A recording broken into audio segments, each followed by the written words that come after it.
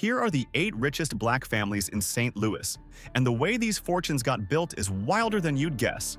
We're talking a man who grew up with no running water and built a $12 billion empire, an NBA star who used to babysit another guy on this very list, and a producer who sold off just one slice of his music for a cool $70 million. Let's get into it. Number 8. The Elliott family. Here's a little something worth sitting with before we begin with our first story, because it flips the whole thing you're expecting. When you hear the words, rich athlete from St. Louis, your brain fills in the rest on autopilot, right? Kid from nothing, grinds his way out, makes it big. That's the version we all love to root for. But Ezekiel Elliott never lived that version, and that's exactly what makes his family the odd one out on this entire list.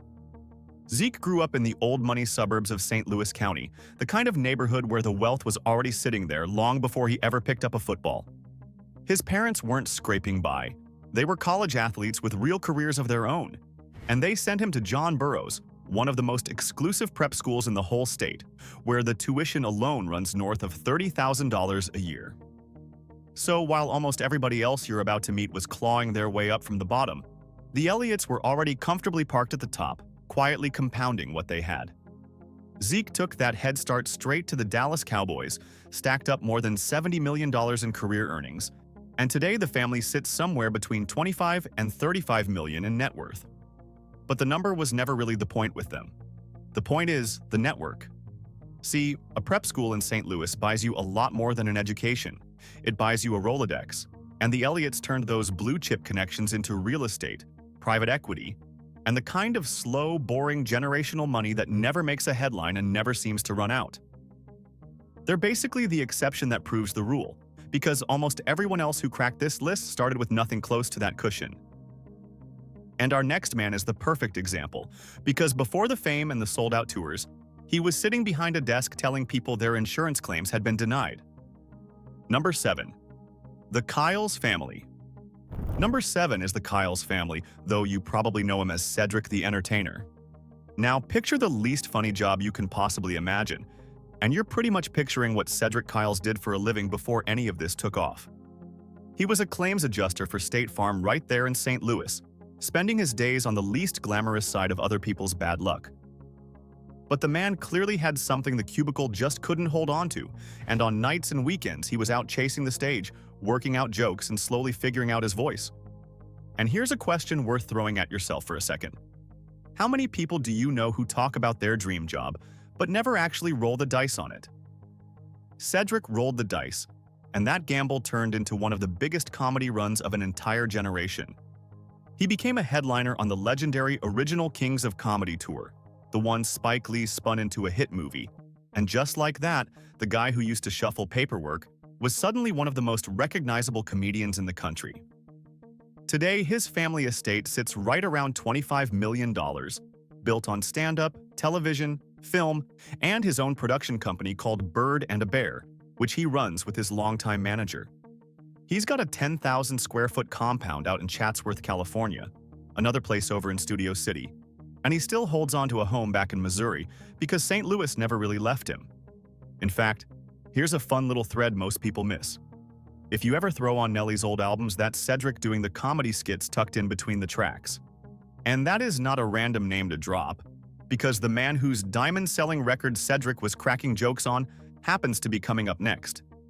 Except his fortune took a much stranger detour, one that ran straight through a mansion the whole world basically watched rot into the ground. Number 6. The Haynes family. Number 6 is the Haynes family, and yeah, that's Nelly. If you were anywhere near a radio in the early 2000s, this man straight up owned your summer, because country grammar didn't just sell well, it went diamond. And across his whole career, Nelly moved more than 21 million albums worldwide. Songs like Hot and Hairy, Dilemma, and Ride With Me weren't just hits. They were the soundtrack to an entire era. And back in 2023, he cashed a big chunk of that legacy in, selling half of his recorded music catalog to Harborview Equity Partners for around $50 million. Add it all up, and Nelly is sitting somewhere between 60 and 80 million. Speaking of what it takes to own an entire era of music, a lot of it comes down to how the brain performs when it matters. That's the idea behind an audio series called The Genius Switch. It's based on the neuroscience of the flow state, that mode where focus and creativity click at the same time. And the whole routine is just listening with headphones a few minutes a day. It's a one-time $39, less than a single online course, and it's backed by a 90-day money-back guarantee, so you can test it on yourself with nothing to lose. If you're watching on your TV, pause and scan the QR code on screen with your phone camera, or tap the first link in the description. Now, back to the one purchase Nelly made that didn't turn out the way anyone hoped. But here's the part of his St. Louis story that lands a little differently. Back in 2002, riding high off all that success, he bought this grand 11,000 square foot Tuscan mansion, sitting on 12 acres out in Wildwood. And the whole plan was to remodel it from top to bottom alongside his sister Jackie. Then Jackie passed away from cancer, and everything about that house just stopped.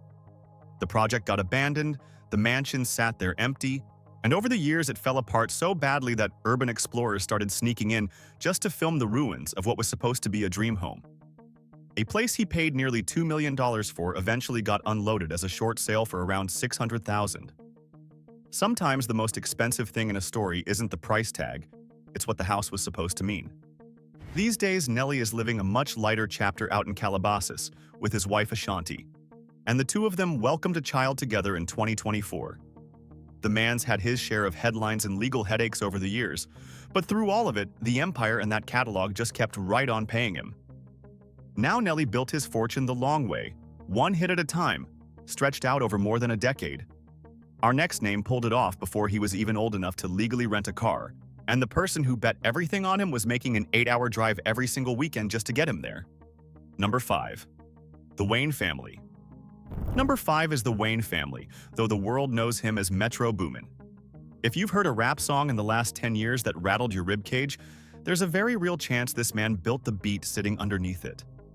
Leland Wayne grew up in St. Louis with a gift for production that showed up ridiculously early. And the reason the entire planet knows his name today comes down to one person who saw it before anyone else did.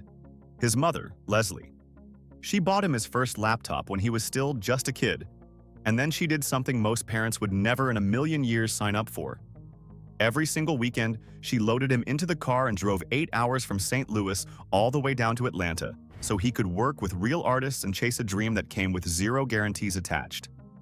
Ask yourself honestly, how many people in your own life would put 8 hours on the odometer week after week on nothing but a hunch about your talent? That bet paid off beyond anything either of them could have imagined. Metro has racked up 99 entries on the Billboard Hot 100, produced absolute monster records for Drake, Future, Migos, and 21 Savage, and became the first non-rapping producer ever to cross 50 million monthly listeners on Spotify. In 2023, he sold a piece of his publishing catalog to Shamrock Capital for around $70 million, and today he's worth somewhere between 80 and 100 million, running his own label, Boominati Worldwide, entirely on his own terms. But you can't tell this story the right way without the heartbreak sitting at the very center of it. In 2022, Metro's mother, the same woman who drove those 8 hours weekend after weekend, was killed by his stepfather in a murder-suicide. He's spoken about her ever since as his best friend in the whole universe, and he's poured himself into honoring her memory and shining a light on the women caught in situations like hers. It's a gutting reminder that the biggest numbers on a list like this almost always sit on top of a story that money can never reach. From the recording booth, we're heading straight to the basketball court, because the next two names came up through the exact same St. Louis high school, and one of them literally used to get paid to keep an eye on the other one as a kid. Number 4. The Beal family. Number 4 is the Beal family.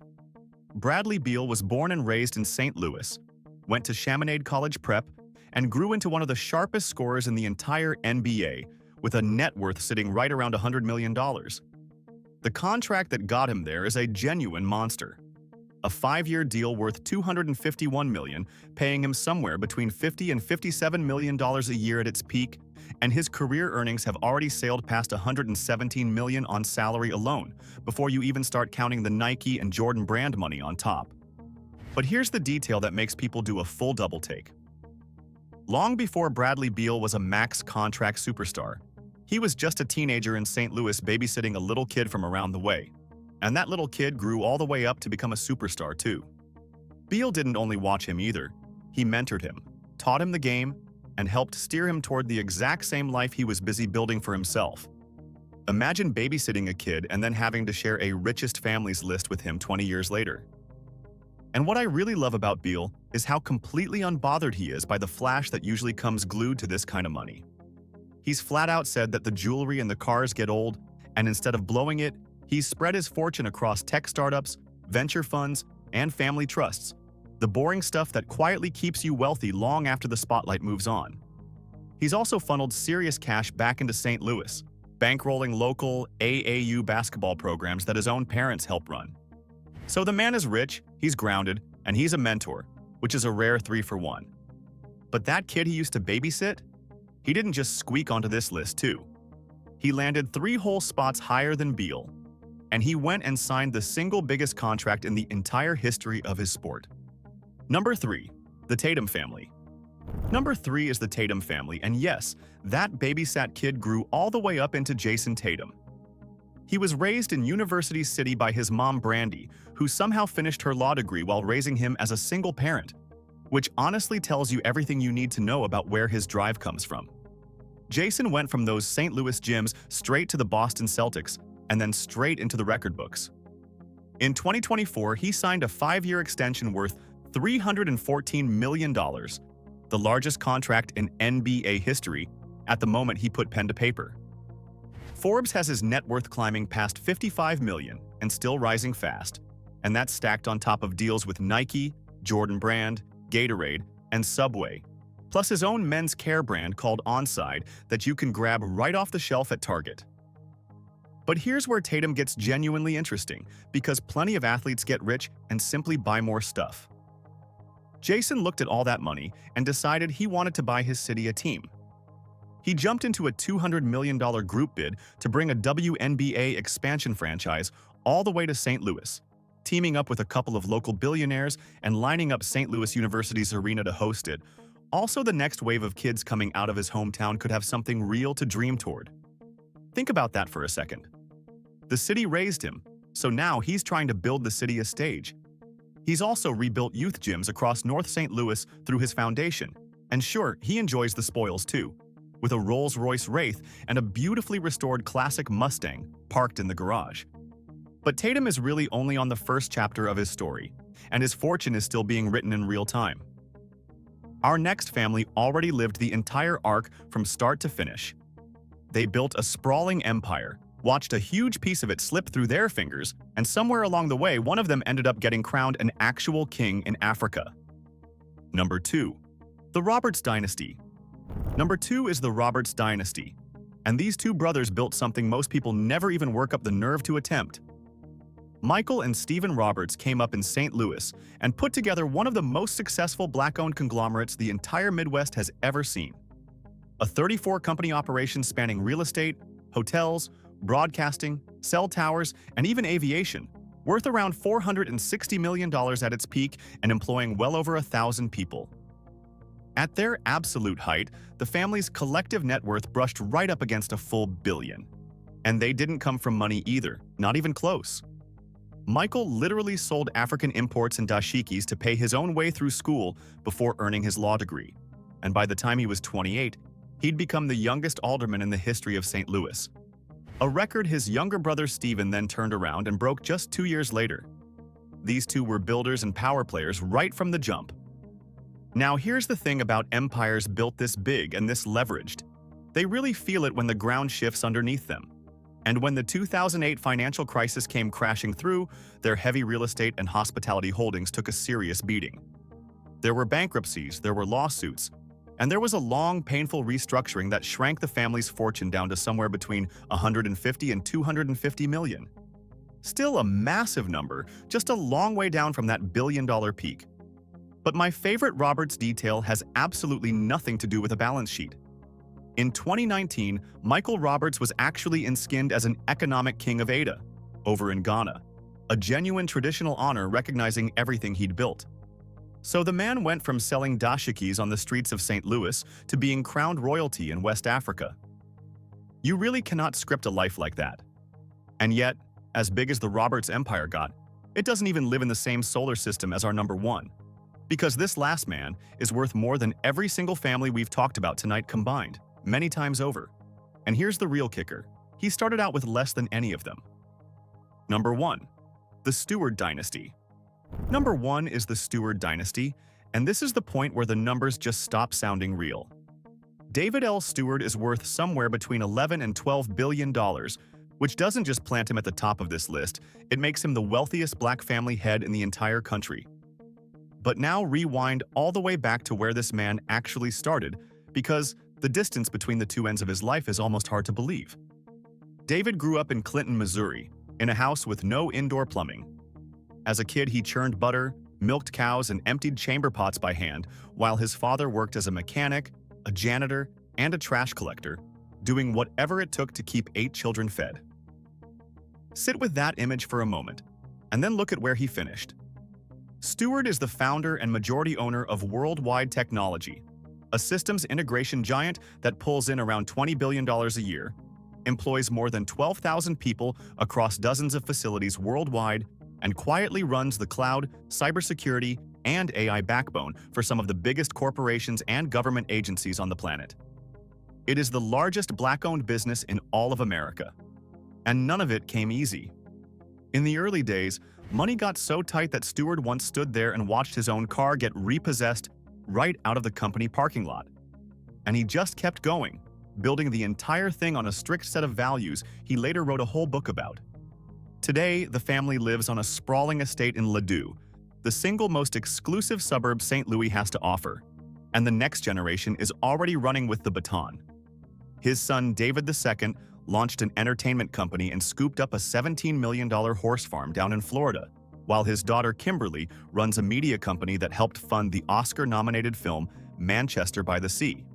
And for all that staggering wealth, the Stewarts keep pouring it right back home, funding education, health programs, STEM initiatives, and even a jazz studies institute over at the University of Missouri, St. Louis. An empire that massive naturally draws some scrutiny, and the company has faced questions and a lawsuit over how it landed certain state contracts, all of which it firmly denies. But step all the way back and just look at the full picture. A boy with no running water, a boy who emptied chamber pots by hand, built a $12 billion machine from the middle of Missouri. That isn't just the richest story on this entire list. That might be one of the greatest come-up stories in the history of American business. Full stop. And those were the 8 richest black families in St. Louis. Did you catch the pattern quietly running through all of it? Whether it was tech, music, comedy, or a jump shot, almost every one of these fortunes traces straight back to somebody who bet on themselves when nobody else would, and to a city that shaped them long before the money ever showed up. So now I'm genuinely curious which one stuck with you the most. Was it Stewart going from no running water to $12 billion? Metro's mom driving those 8 hours every single weekend? Or Beal babysitting a future NBA champion? Drop your pick down in the comments. Hit that like button if any of these caught you off guard, and subscribe to Black Status because we break down wealth like this every single week.